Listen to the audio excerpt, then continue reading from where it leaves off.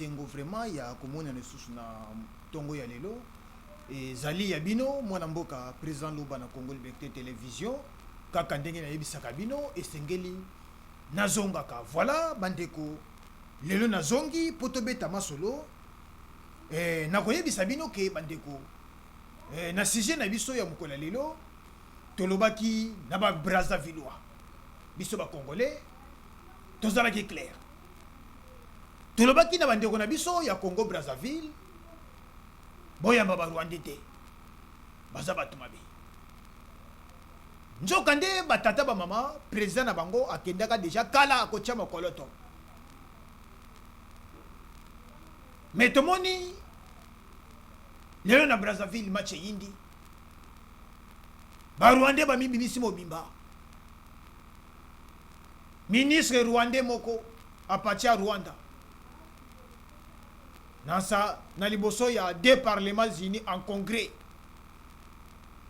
atelemi alobi mabele na biso eza na Congo Brazzaville biso ba Rwandais partout bozali ba Rwandais botia matoi boyo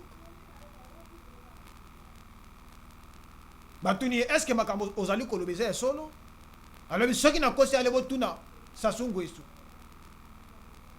bana mboka naye maboko pamba te na memi bilili memi bandeko na ngai ya Brazzaville bozolandanga ya bino mwana mboka président Loba Congolais de papa et de maman naye na bilili na kochela bino bolanda un député Brazzavillois oyo azali kotuna président ya Assemblée nationale pourquoi batekaki mabele pa ba Rwandais pour quelles raisons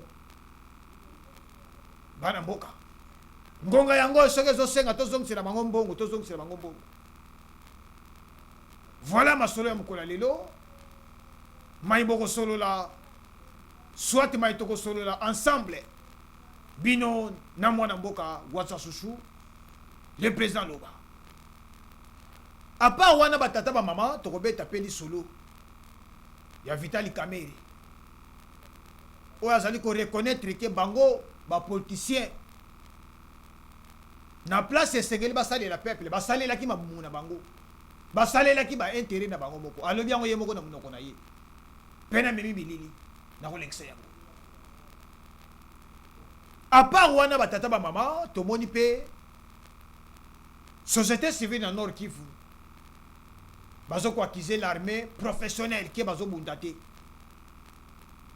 ni les olika to solo ngo pe awa est-ce que c'est solo ou bien ça le kuta pe tokoyeba pe ko bakisa masolo mususu ndenge Ibrahim Traoré le jeune président burkinabé azo gangela Union africaine oyo aboyi kokotela ba Congolais devant l'agression internationale tokosolango awa et merci beaucoup batata ba mama nazalaka vraiment na esengo tango tokutanaka chaque jour nazali ko profiter na pesa mbote na sa grandeur prophète Konde Paul Dominique papa ya molimo yende ateka biso ba Congolais totika mabe mabe nyonso tosalaka na mokili totika yango mabe nyonso tosalaka na njinga ya ba esika oto ali kovanda na ba quartier na biso na ba commune na biso na ba secteur na ba groupement na biso na ba territoire na ba province totika mabe totika kosala bandeko na biso mabe tosala malamu po ete biso banzo to mérité to mona bokonja likolo wana ezali enseignement ya mwana mboka sa grandeur le prophète Konde Paul Dominique ya liloba na Nzambe mbote mwana mboka esika ozali pe mwana mboka suki wana te ali koyebisa biso ba président Loba boka bwana na makila soko kabani na makila okoyeba kolinga ndeko na yo jamais kozwa lichette okata ndeko na yo jamais kosimba munduki okoma nanga bana mboka coup de chapeau na le prophète Konde Paul Dominique mbote siko zali pe na pesi mbote na mama mokonzi Mama Safara. Mbote pe Mama Esika. Ozali. Et voilà, batata, ba maman, partout Bozali, tika lobo kwa tata, ya Yesu Masia. Et mona, ba famille Nabino, et ba ko bate Nabino, et ba pe ko fulksa, hein, ko pambola, bisala Nabino. Numéro ya mwana mboka, Waza Chouchou, le président Loba, 081 219 1348. Bayi Bozali libanda ya mboka. Ya Lumumba, ya Kipanvita, ya Fumukimbangu, plus 243, 81 219, 1348. Et ça peut battre na pesa kabino numéro, lisu ikolo ya lisu sibula mesu, temu na mesu, kengi dila.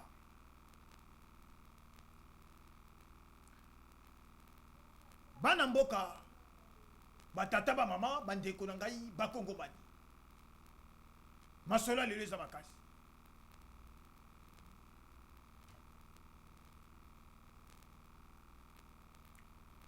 Awa tolobaki na peuple Brazzavillois. Boyamba ba Rwandais te. Soit bokoyamba bango, mais botekela bango mabele te. Bopesa bango pe mabele bavanda te. Baza batu mabe. Lobi bakoboma bino. Ah, banamboka. Lelo ba Brazzavillois ba sentir mu pepe ya mabe ya Paul Kagame. Ba sentir mabe koti na mboka na bango. Ba komi ko telema. Mais c'est trop tard. Banamboka batata ba mama bandeko ngai ba Kongo bani. Lelo na yepamba te esengeli na lakisa. Na ba Congolais ya ngambu ya Brazzaville, na ba Congolais ya mboka Lumumba, ke ba Rwandais baza ba terroriste, baza batu malamu te. Régime ya terroriste Paul Kagame baza batu ya kokopere na bango te. Bana mboka na Brazzaville baledi yango tomoni un député Brazzavillois aza mwana mwasi na Assemblée nationale aboti courage ya kotuna président ya Assemblée nationale yebisa biso peuple Brazzavillois nini bino bosiniaki na Paul Kagame kafurumu etu terroriste génocidaire po biso peuple toyoki ke botekelaki bango mabele nana apesaki bino permission bana mboka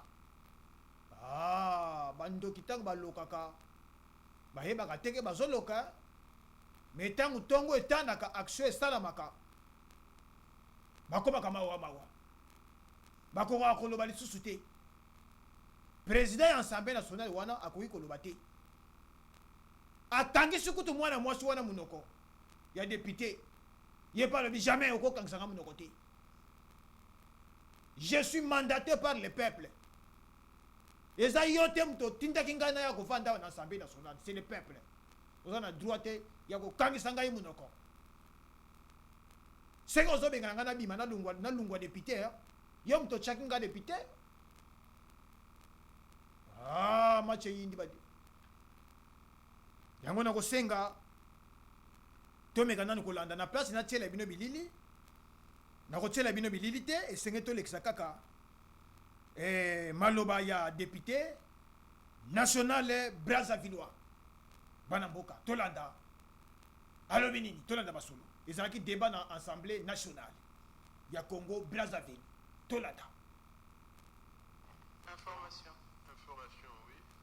Monsieur le Président, je m'étonne que la question ne soit pas inscrite au rôle d'aujourd'hui, alors que j'avais la certitude du premier secrétaire que la question avait été retenue depuis le 28 juin.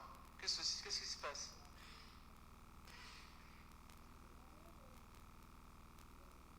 Bien, malheureusement, cette question n'est pas dans le rôle d'aujourd'hui. Bon, mais d'accord, alors je vais faire une conférence de presse parce que ce que j'ai à dire est très important et vous ne voulez pas l'entendre. C'est ça qui est navrant. C'est vraiment navrant que dans ce pays, on ne veuille pas s'entendre parler.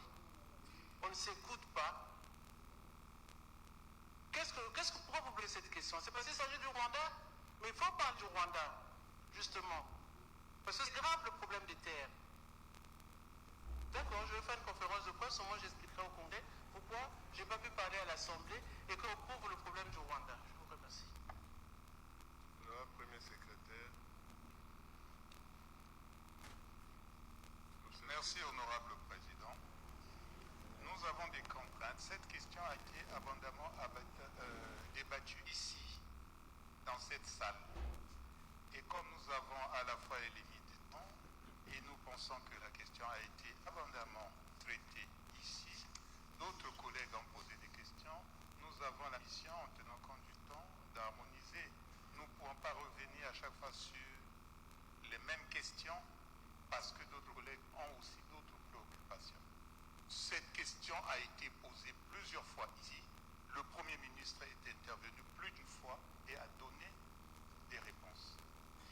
Et puisque nous avons la mission de faire que d'autres questions arrivent également, on ne va pas à chaque séance revenir sur la même question.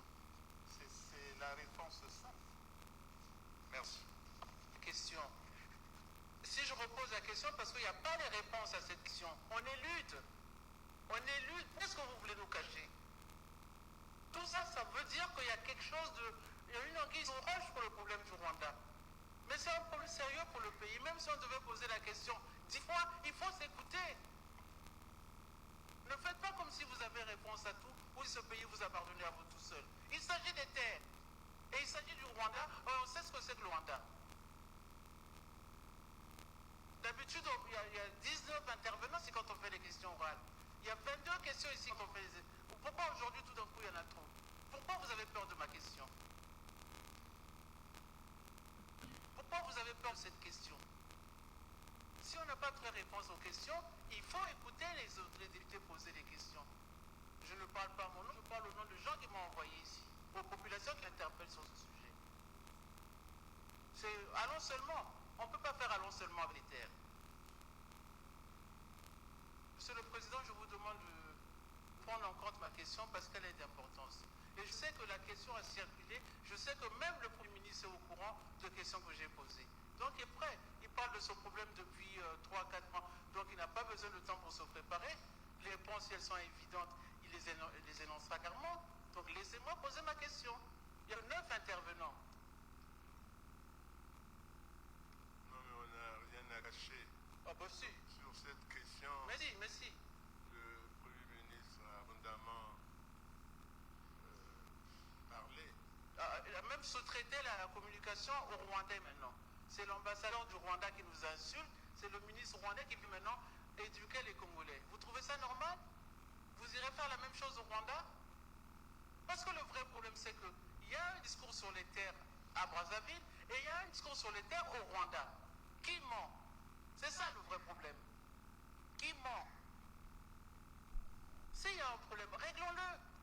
Si nous devons de l'argent au Rwanda, eh bien, remboursez-le. En ce moment, nous avons des problèmes. Mais donnons-leur un peu de pétrole. Mais surtout, ne donnons pas nos terres. Ces terres sont compromises. Vous suivez les propos des Rwandais, l'ambassadeur lui-même parle d'acquisition de terres le 21 juillet 2021. Il parlait d'acquisition sur leur site, j'ai les papiers. La télévision rwandaise parle de dons de 980 km² de terre reçus du Congo.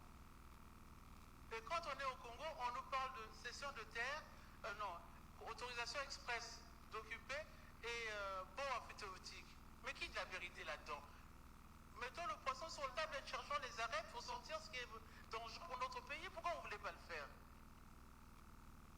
La vérité toute simple, on a cédé des terres à personne. Mais c'est vous qui le dites. C'est pas ce que dit le Rwanda. Bon, de toute façon, monsieur le Premier ministre, moi je vous en ai dit plus d'une fois expliquer ce qui se passe sur cette question. Merci beaucoup, ingénieur. Banamboka Tolandi. Ndeko nanga Congolais suko zali. Holandi mama wana ndega zo yaduka. Ezama wapona quelques présidents africains, échantillon président africain. Ezama wa. Soki na kozongela, ezama wapona quelques pays, quelques présidents échantillon africains. Bazali wana pona intérêt ya ba impérialiste. Raison pour laquelle batata oya mikolo oyo. Importance na bango na kati ya la société africaine ezalité. Basasu, Paul Biya, Museveni Kakuta, Kafrumo terroriste rwandais Kagame. Baza na importance te. Po batata wana baza na service ya ba impérialiste. Bakokani na bafati betote bazo boya ba impérialiste ba boy pe dialogue na bango, pas de question de dialogue. Pas question de négocier avec vos terroristes. Bakokani na ba Ibrahim Traoré te, les vrais patriotes. Ba Gimi Keita. Bana mboka. Boyoki. Bazo kangisa député national Munoko. Ok, so wana si tolobela ngo balebele na Assemblée nationale. Toko zonga ratete to ya kolobela kayango. Mais ya le tien. C'était une question que j'avais posée, qui mérite une réponse. Ti lelo na ali kozwa réponse tenga na okanga munoko na ndenge nini. Ti na kozwa réponse. Po awa bino awa bosolo bake acquisition de terre. Mais kuna na Rwanda bali koloba. Ministre rwandais ali koloba ali ko confirmer. Pe ambassadeur rwandais ali ko confirmer que basombi mabele awa. Hectare ezali déterminé. Ba kilométrage. Nambongo ba pesa ke ezali déterminé. Nana zokosa nani? Ah, banamboka bomoni ba faux ba président ya mabe. Les faux présidents africains qui sont au service des impérialistes. Banamboka. Botelema ba Brazzaville botelema, bo chassen Tokyo wana zawana. Bo bangelo kote. Biso ba Kongomani ya mboka Lumumba. Totelemera Rwandais Joseph Kabila, totelemela kai. To tchaka ba pression ba manifestation pacifique. Le to botoli pouvoir na biso. Malgré to botoli pouvoir mais ezali ya trop tard pour ba kota na ba institution. Ba kota na kati ya armée na kati ya la police nationale congolaise. Ale combien zo continuer quand photo banda sikoyo ko. Kolanda bango tina suka. To déboulonner bango. Bozala mayele bana mboka. Biso baninga kutu to tekela ki bango mabele te. To yambaka bango ko yamba. Comme les réfugiés. Tala makamba sali biso. Car ba même ba réfugiés wana bayaka comme ça ba congolais, ti bazwa biso pouvoir. Nanzela ya politique Nambe Kazemberi, qui est aujourd'hui Joseph Kabila. Banamboka. Lelo bino bat botekeli bango mabele. Biso to yambaka bango bomoni esika to bakomi si biso. E bongo bino bat botekeli bango mabele. Mais Congo Brazzaville nyo se komi ya bango. Ya ba Rwandais. Lobi ba kosenga pouvoir, ba kosenga présidence de la République. Ils vont arracher cette présidence de la République. Et comment ya bango? Premier ministre, chef d'état-major, baza makasi na armée, bazwa armée, bazwa justice, bazwa éducation, babo mambo kamala. Ba tuti. Bana mboka bandeko ngai ba Brazzaville. Botelema. La seule solution, c'est de chasser Sassou Nguesso au pouvoir. Parce que c'est lui le signataire de cet accord. Oya teki mabele ya Fumasua. Ah, zibula meso ya temuna meso. Lisu kola lisu. Banamboka. Et tant que les Africains toteleba. Ba impérialiste ba côté la kananzela. Kala biso moko ba africain. Les pays voisins. Bande koto telema. Raison pour laquelle na lobaka bokanga ba frontière, bo seraka ba frontière. Quand le pays est dirigé par un dictateur, il n'y aura pas le développement. Il n'y aura pas la liberté de la presse. Ah, Zibula Mesu. Mais batata ma maman, bandeko na ngai ba congolais. Na dossier ya Sassou Nguesso, esenge toyeba ke Sassou atekelaki mabango mabele ba Rwandais pour que ba Rwandais wana baya ko espionner biso ba congolais. Biso pe na nzela ya mukwantombolo mwa mai wakaninda na biso peuple to renforcer sécurité na grabandu na lelo ya fleuve Congo. Ebele to neutraliser ki bango awa na conflit teke yaka. Tozala ki vigilant, tozala ki temuna meso. To continuer les mêmes combats. Tira bango ba Brazzaville kuna balela. Pena ni bolelité ha. Nani bolelité. Mais bandeko batata ba mama Mwana mboka Vital Kamerhe, le président de l'Assemblée nationale, asalaki 12 discours. Nakati ya maloba na ye ayeko soulever point moko boye. Bana mboka. Alobi bon. Ngai Kamerhe nazo regretter. Na vidir automene peuple congolais biso ba politicien na mai to sali peuple pendant plusieurs des années ou plusieurs décennies na place esengela ki to sali la peuple to liesta peuple azo soins médicaux peuple azo atanga ya ofele lotidi ki mai nyoso ezale malamu to pesa que peuple était biso moko nde to wela ki ben intérêt personnel na biso moko bana mboka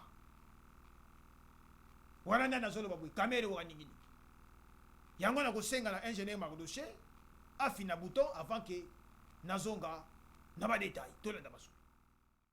C'est une erreur grave que nous avons commise, nous les politiciens, uniquement dans les soucis d'avoir tout pour nous et rien que pour nous. Je pense que partout, Bisoba Tozali, Tolandi Maloba, il y a président de l'Assemblée nationale, qui est Vital Kamerhe. On a reconnaître que Basali est le côté du besoin peuple. On a reconnaître que Bango Bazala qui wana selema, pe bazawana pona kotonga bandako na bango. Ba Château Rouge. Nairobi. Batata ba mama bande kolanga ba congolais. Bana mboka. Est-ce que Mouto a fait sa déclaration ba ko sala biso? Est-ce que ba ko sala biso peuple congolais? Po mimi na munoko mutu mususu te na munoko na yemoko. Et comment te go waza susu yo mutu kosi yemoko boyoki. Ndenge na mona ka ndeko na biso moko na Bukavu kuna ye abengaka président Loba soka yoki ke oniati po ya Vital Kamerhe abengi yo pourquoi yo kanga makaka ye pourquoi landa masolo yo ka ndenge ye moko alobi azondi mango ke asalelaki peuple te mibu na mibu. Est-ce que le loi osale la peuple? Est-ce que le loi ba politicien wana oyo mwana mboka Vital Kamerhe alobi est-ce que ba osale la peuple? Bana mboka mutuna. Et voilà, bandeko ngai ba congolais, yango na yebisaka bino, ezalaka vraiment très important. To kutanaka, bo kutanaka vraiment chaque jour na wasa chouchou, et na tongo pe na pokwa, po ete to landaka masolo, to yebaka, nana zanani. To uchi wapi to komi wapi to zokende wapi. Po to zasu na elekote ba ko sabisu. Tozana eleko oyo lelo biso ba président Loba le wasa chouchou tobotami pona koya ko faire éveiller la population congolaise. Tozana eleko ya Joseph Kabila te un Rwandais moto alingaki te ke biso ba wasa chouchou tozala soko fioteli munoko no bakangi yo Mais bandeko banamboka batata ba maman. Namoni le président burkinabé Ibrahim Traoré a regretté na comportement ya Union africaine. Alobi ba Congolais ba sili l'agression rwandaise. Agi sous exemple ya Soudan. Alobi ba Soudanais na ba Congolais ba sili. Banani bazobo mabango. Les pays voisins envoyés par les Européens et les Américains. L'Union africaine. Akani munoko. Ni eloko. Azulu. Domoni Ibrahim Traoré a télémi comme un homme. Alors, l'Union européenne et l'Union africaine, vous avez le côté. Vous avez échantillon. Côté de Makamozo, le Congo démocratique, vous avez échantillon.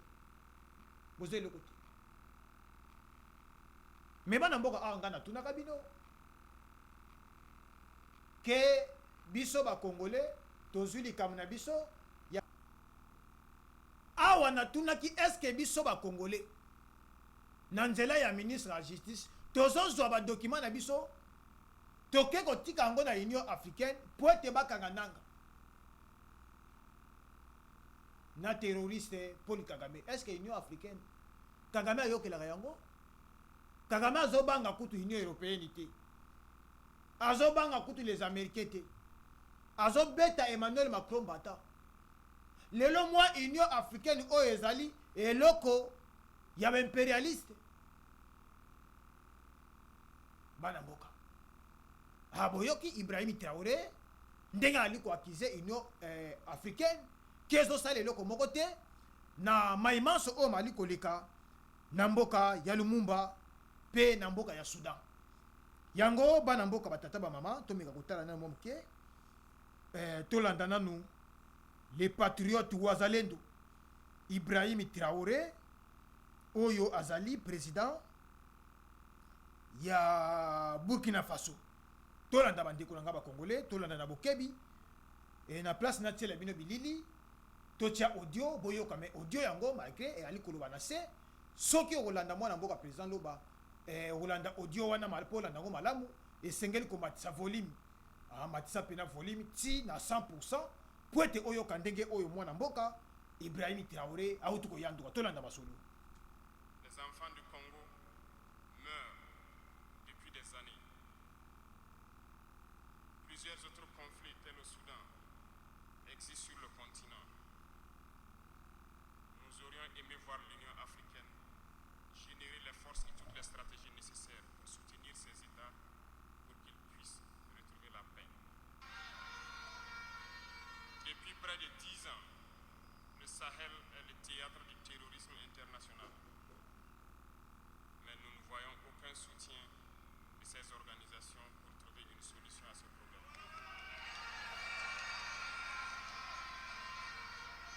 Pire, il y a quelques jours de cela, un pays étranger à l'Afrique a annoncé ouvertement avoir soutenu et participé à une attaque lâche, terroriste et barbare contre des forces de notre confédération à Tinzaouaten.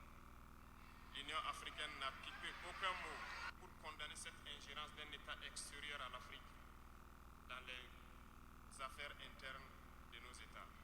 Je souhaiterais qu'ils l'entendent et qu'ils sortent donc de leur silence et poser des actes pour que la jeunesse puisse croire en l'Union africaine.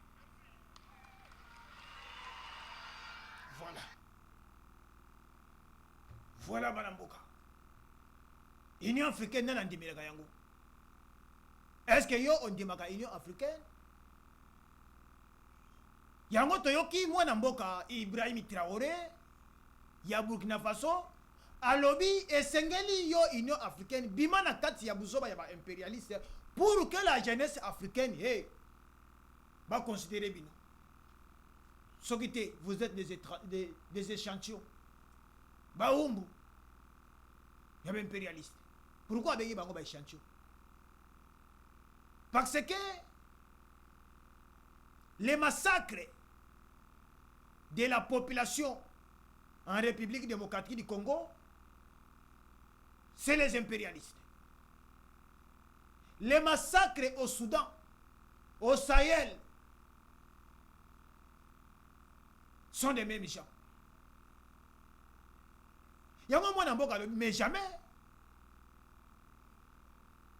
Un pays, il y a un impérialiste, il y a le bien que un pays étranger. Donc c'est un pays des impérialistes. Mais c'est la France. Oh, la bazo ya ko s'ingérer. Nama kamuna biso ba africain. Ba yeba pes ordre, hey bosala boy, hey awa hey bosala boy, hey awa hey bosala boy. Nyo so na fesi. Tango biso to telema. Biso ba congolais na moment auto telemi to pas de dialogue. Pas de masolo avec les terroristes rwandais envoyés par Paul Kagame et Kagame envoyé par les impérialistes. Union africaine aye, Kutulu Kutulu. Oh masolo na Luanda. Allez bokende et pas Lorenzo. Bokende ko solo là. Talendenge bazo kangre biso minoko. Est-ce qu'en Afrique nous avons des présidents nous avons les présidents patriotes? Banamboka. Selon Gaï Mwandambo Bazali. Mwandambo ango o bazokota pouvoir nasika. Mais ba oyo basali 10 ans, 15 ans mata. Ba o basali ba 25 ans. Sont des échantillons. De qui? Des impérialistes. Bande kolanga ba Congolais banamboka. Po batu wana batikali na pouvoir pamba te mibu na mibu. Parce que ba respecter ba intérêt na bango. Parce que ils sont au service de l'air. Ils sont à leur service. Banaboka. Yango moni biso président Loba. Toza wana pona ko yebisa bino. Toza la vigilant. Biso etanke ba Congolais. Maïman so to moni na kati mboka le mumba ya mabe. Ba Rwandais basali biso na ba impérialiste to protéger Fati Beton. Ndeko nanga ko lela nzala te. Oyebinga président lo ba batan belé na lala ka banzala. Na lali nzala lelo na lali nzala lobi. Nazangi ata 1000 francs ya kosomba lipa. Nazangi yango. Est-ce que je suis fatigué? Est-ce que bomona ngana lembaka? Est-ce que bomona ngana koma ka pété? Ah, moi na mboka telema. Dénoncer ce que vous avez. Kokota na buzoba ya ba Rwandais te bima. Kokota pe na buzoba ya ba opposant te ya mukimutema mabe. Parce que il y a les opposants qui travaillent pour la nation, pour le pays, pour le peuple. Il y a aussi les opposants qui travaillent pour les impérialistes. Banamboka. Tous dans la maïe. Même la société civile, les églises, ils appellent les églises qui travaillent pour les impérialistes. Bazali na service ya ba impérialiste. Tous dans la maïe banamboka. Batata bamba. Et voilà, je pense que tout l'andi masolo, tous allez kokoba malembe, mais tu as vu que la télévision est en Congo. Banamboka. Télévision est en radio, que depuis Tongo, radio est là. Mais bande kolanga congolais na Nord Kivu, société civile, a zo ko accusé armée. Alors depuis Bachara cessé les faits, depuis Bachara la trêve, ba FRDC, bazo bundati. Ni ko récupérer les villages aux mains des terroristes rwandais. Bali ko sala yangote. Est-ce que c'est solo? Il est dans le Kouta. Est-ce que cette société civile, c'est une vraie société civile? Ou bien Yamabe? Banamboka. Totalanam.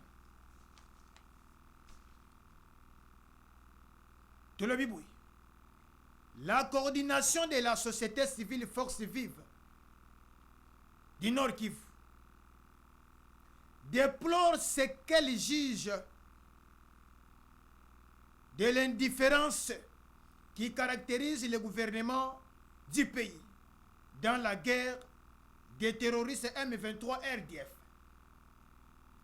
Elle y renseigne que depuis l'arrivée de la SADC et l'appel de la communauté internationale imposant le cessez-le-feu aux FARDC, ne font que laisser l'espace aux terroristes rwandais. Elle oppose des tactiques de combat très décriées. Oui. Elle oppose des tactiques de combat très décriées. Notamment la défensive et la repli stratégique de longs kilomètres. Et sans initiative de reconquête des espaces sous le contrôle des terroristes M23 RDF. Banaboka. Il y a les bosso ba izolo bana gouvernement congolais. Qui est bien le gouvernement congolais. Mais au biso société civile to ali komona bino bali komona ngote. Bolande la armée. Bolande la SADC. Parce que depuis la SADC ayaki bazo bomba biso peuple. Bazo tuer peuple. Bazo sala nyonso c'est pas peuple. Bazo tumba bandako peuple. La SADC azawana. Pepona ba FRDC. Bana mboka baza clair. Que depuis le cessez-le-feu, ba FRDC bazo récupérer Nimboka. Et si ni Mboka déjà ennemi à Joaki to landana. To comprendre des malam. Voilà. Elle renseigne que c'est la société civile qui renseigne. Elle renseigne que depuis l'arrivée de la SADC et l'appel de la communauté internationale imposant le cessez-le-feu aux FARDC ne font que laisser l'espace